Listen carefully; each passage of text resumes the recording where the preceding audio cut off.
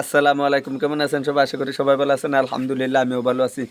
গ্রামের ভিতরে ব্যবসা করা যায় এবং গ্রামের ভিতরে আপনি আমার মতন কিভাবে ব্যবসা করবেন। গ্রামের ভিতরে এরকম ছোটোখাটো যদি ব্যবসা করতে চান, আজকের এই ভিডিওটি শুধু আপনার জন্য।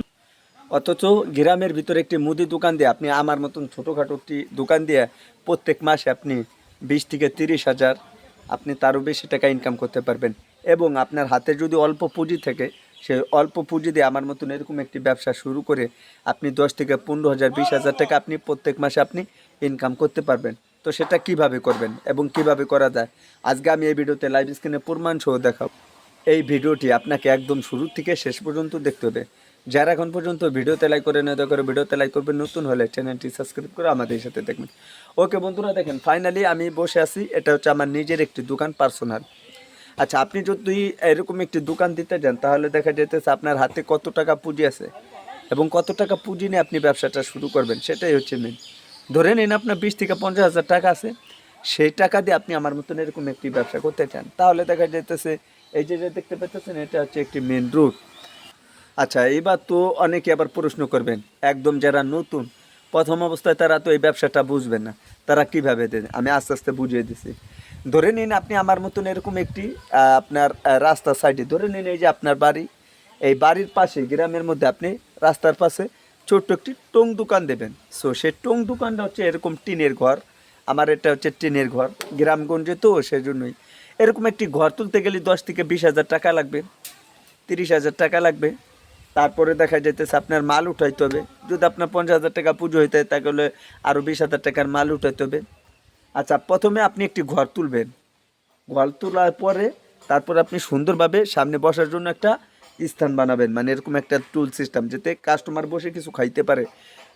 এবার ঘর হয়ে গেলে তারপরে আপনি পাইকারি দোকানে যাবেন। পাইকারি দোকানে যাবার পরে এই ধরনের মাল কিনবেন।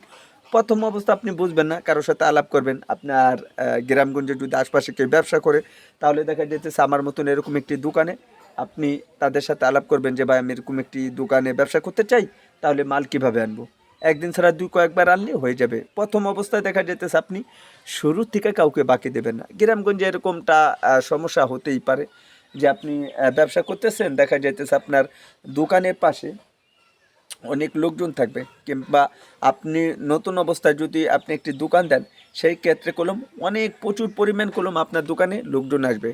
কেউ নগদ খাবে, কেউ বাকি খাবে। বাকিটা একদম দেবেনই না, বলেও বাকি দেবেন না। আপনি বলবেন যে আমি নগদ ব্যবসা শুরু করছি, নগদ দোকান দিছি, ভাই আমার দোকানের থেকে নগদ খাইতে হবে, বাকি যদি হয় তাহলে ভাই আমি ব্যবসা করব। এটাই হচ্ছে মেন। যখন আপনার দোকানে কেউ বাকি চাইতে আসবে, তখন তাকে ডাইরেক্টলি না করে দেবেন। আপনি যদি ব্যবসা শুরু থেকে একটু শক্ত হন, তাহলে আপনি ব্যবসাটা টিকাই রাখতে পারবেন।